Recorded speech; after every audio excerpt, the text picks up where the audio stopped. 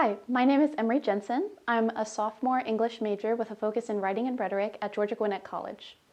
For my research, I compared the rhetoric of a sexual assault prevention course to several facets of research on autism spectrum disorder, abbreviated as ASD, in order to address the linguistic exclusion of autistic students in higher education. One of the main purposes of my work is to highlight the ableism within college-mandated courses.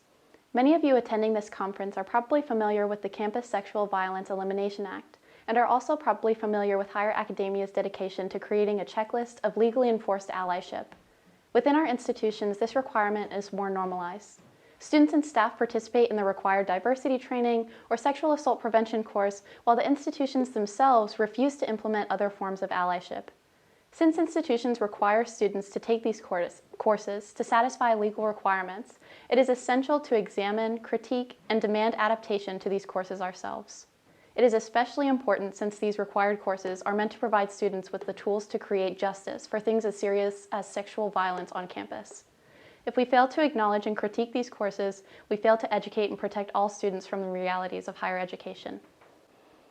The course I analyzed for my research is Everfi's Sexual Assault Prevention course for undergraduates. Some of you may be familiar with Everfi or a similar company that is hired by your institution to implement online educational solutions that fulfill legal requirements. These online courses, while usually well-intended, are excellent examples of checklist allyship. My research highlights a vital flaw within checklist solutions. They exclude entire populations of students from the rest of the student body.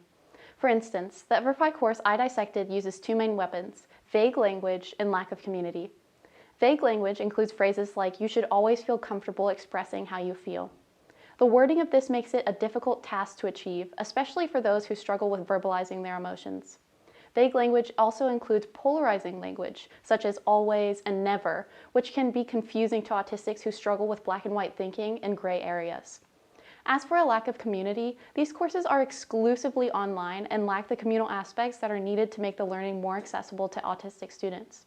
These examples illustrate the rhetorical exclusivity of Everfi's Sexual Assault Prevention course for undergraduates.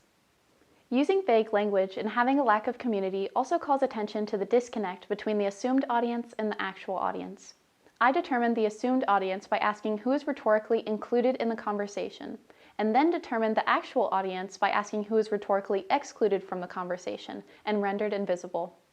Since the rhetoric of the course does not actively include autistic students, it can then be hypothesized that they are excluded from the assumed audience.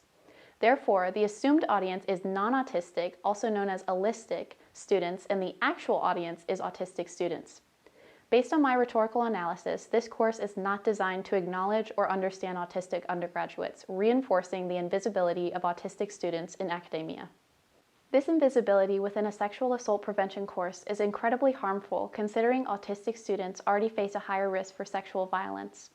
If Everfi is unable to include and equip autistic students and more broadly disabled students with useful prevention tools, then it is the responsibility of the institutions that require these courses to hold companies accountable and make the necessary changes.